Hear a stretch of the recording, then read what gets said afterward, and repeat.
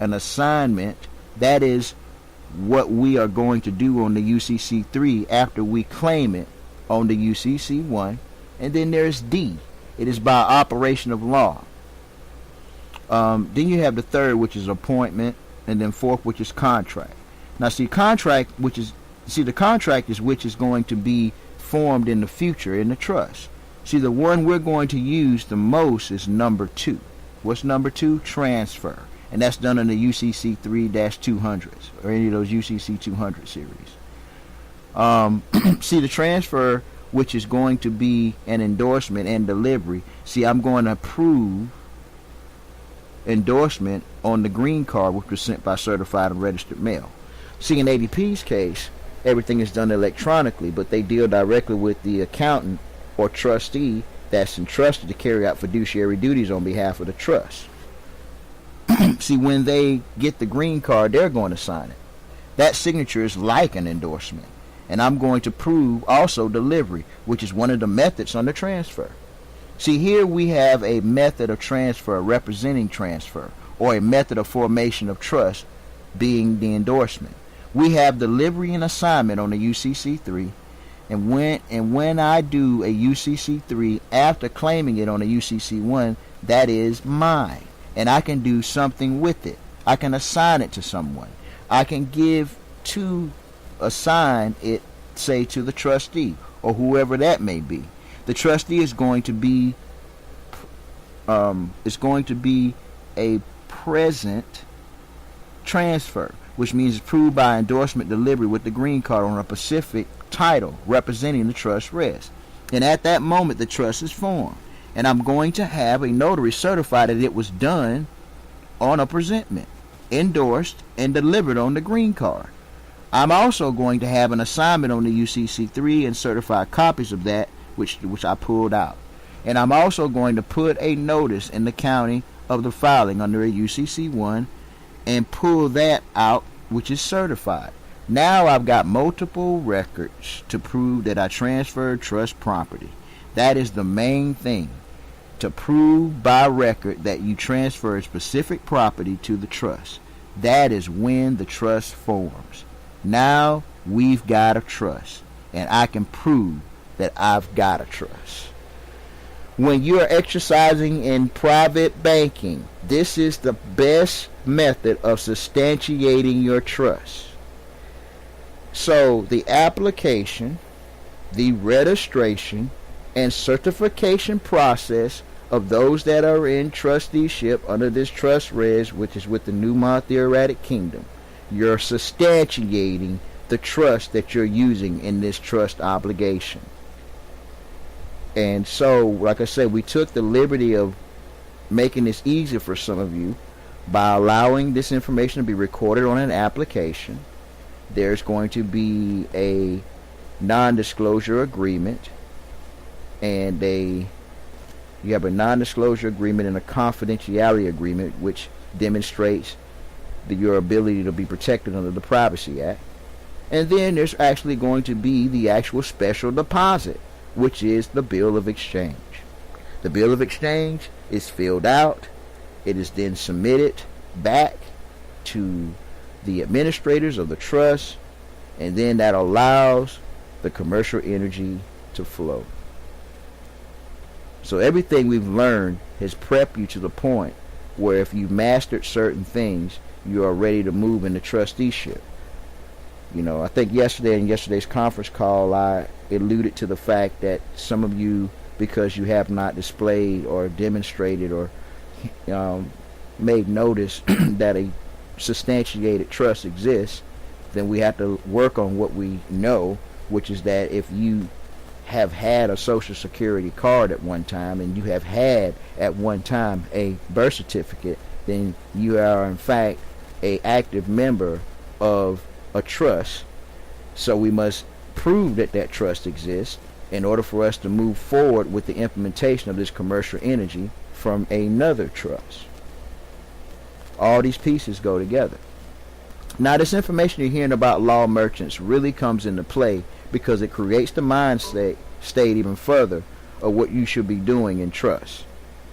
The law merchants dialogue that you're listening to will help you in perfecting and substantiating your trust. The information that's being given is designed to bring your awareness to a point where, okay, you have that aha moment. And again, for those of you that hadn't had a chance or you haven't gotten your emails back, we're extremely busy, but we will get to you. Those of you that hadn't had a chance or you want to, get me some information, with all the stuff that we're processing, do me a favor and send anything pertaining to your trust documents, res, and so forth. You can send it to bidziilbey@gmail.com. But when you send the email, in the memo line, please make it known what you are submitting, what's the reason, what's the request. Only because this is a very busy time for all of us, and sometimes I get about 2,000 emails a day, and if I don't see what the email is about, then again, it may cause me to look over it or not look into it intently if I know exactly what you're trying to do. But this is all important because all the tests that you have been taking, and we're going to test every week, and no, you didn't get away from a test last week. Matter of fact, we're going to discuss the tests for this week. All you guys that are in trusteeship, you have to demonstrate that you're competent as a trustee. So I'm going to be submitting 4 documents like the bill of exchange that you have in your compensation package that you're going to be required to fill out and submit back to us, because I can't have you in trusteeship without knowing that you have the ability to negotiate and tender an instrument. And this is only because of the conversation that I had over the weekend with various different individuals and listening to certain things, and I can make no bones about it. Sometimes when I hear things that are mixing the public and private, I cringe. I cringe. It's like somebody taking their fingernails and scraping across a chalkboard. It's like, I can't believe they said that. And it's only because, they might be unaware or they're using connotative and denotative language only because that's the only way they know how to express themselves. So a lot of times I know what they're saying, but it's a constant. Like sometimes, I know exactly what you're saying, and that's what scares me, because what you're saying demonstrates that you don't know that you're co-mixing and co-mingling. Because if you did, then you would maybe choose your words differently or more wisely. Or again, you may just not know. And it's not my job to tell you what to think. It's just my job is to make you think. So I have to go deeper into what we're dealing with so that you'll have a clear understanding. So the test this week is, in order for you to be compensated, you're going to have to fill out this paperwork properly and submit it properly. And there's going to be information on there that you should know. And if you don't know by now, you should be able to ask someone within the study group or, various individuals. There are individuals that you can exclusively get in contact to make sure that you're filling out these instruments properly, because these are special deposits. And these special deposits have to be filled out in order for you to be compensated in the trust. Matter of fact, not just with this trust, with anything that you're going to be doing in trust. It's just like you have to know how to fill out a check. You have to know how to tender an instrument. This is no different. You're a private banker. Private bankers create instruments, and they endorse them, and they tender them, and they accept them. And you have to be in a capacity where if you receive an instrument, you know what to do with it. And if you disperse an instrument, you have to know what you're doing. This is just protocol. So, I don't want everybody to have a heart attack either. I want you to simply say, okay, well, can't be that hard. No, because it's not. Our ancestors wanted to set all this in motion. This information is really just allowing you through your DNA to just remember what we've already instituted in the system. Because as you start to look at this, another world in the universe is going to open up to you. And it's going to begin to make more sense if you listen long enough. But again, I'm going to give you some additional information. And this information is going to be coming from the law merchants. And the law merchants will allow you to kind of get a more quickening mind state of how one is to operate in commerce. Because these law merchants operated under common law. So if you kind of want to know how you're supposed to be acting in the public construct. We write, it's not addressed the way we told them to, and they can't address it that way. They have to have a zip code, and this was borne out by a man who we had written to, and this girl just couldn't leave it alone, so she called him up on the phone. He said, well, I would have responded, except you didn't give me a zip code. Back to him. We opened the letter, we looked at things, which put her into the federal zone. But anyway, starting in 1776, everything was done to keep the law merchants out of this country. And what happened over the years as things started changing, 50 years after the Constitution was written, most everyone was dead that had written, and they were the only ones who knew really what it was talking about. Why is that important for you to know? Because your rights don't come from that Constitution. In the Constitution, you have no rights. In what they're doing in the courts, there is no rights. Why? Because in law merchants, you're dealing with contracts. And so in 1776, they then set up this, somewhere around there, they set up this federal 10-mile square area, and it was called the United States, and it was a corporation. The United States is a corporation. It is nothing more than a corporation, and the corporations, if you've noticed, have taken over running the government of this country. And so the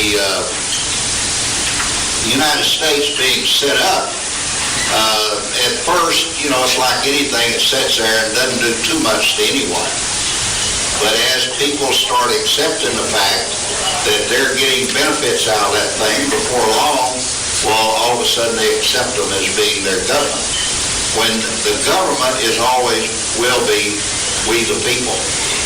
And there's some interesting things going on both in the Republic of Texas and I understand here in California, where you're starting to establish that fact. California is a republic. It will always be. The people are a republic. The corporations are the democracy. Democracy is simply a commercial form of government. It simply is dealing in commerce. So as it went on, and in 1871, they passed what is called the D.C. Corporation Act and put it outside the Constitution. This became the United States Corporation in 1933. So in 1913, you had the Federal Reserve Act was put into operation, as well as the 16th Amendment. The funny thing about the 16th Amendment, it didn't give any further taxation or any further power to Congress. And yet there's more arguments go over the 16th Amendment than anything else. And this gets into something we'll get into later on, but in 1933 or 26 is when they start changing all of the everything, the codes, rules, and regulations. If you don't understand about codes, rules, and regulations, number one, they're not law. They never have been law. They're simply codes, rules, regulations, or actually laws for the corporation, whoever you're working for. You work for IBM, you have certain rules, regulations, and codes that you deal with. You don't have to deal with Xerox codes, rules, and regulations. Only the corporation that you work for. Cities cannot pass codes, rules, and regulations. They can pass them, but they're not law, because law is passed by the legislature. Anything not passed by the legislature, you're not obligated to obey it. The issue with the cities, and you always, when they cut the code, of course, it comes around. He says, city code says you're in violation of this. Just ask them one question, is code law? And they'll tell you, no, it isn't law. Well, I'm supposed to obey the law. I'm not supposed to obey code, rules, and regulations. You see, the legislature forms a bill. The bill then is voted on both by the House and then the Senate. Both of them sign it if they like it. Then it's taken to the governor. The governor signs it. It now becomes law as long as it does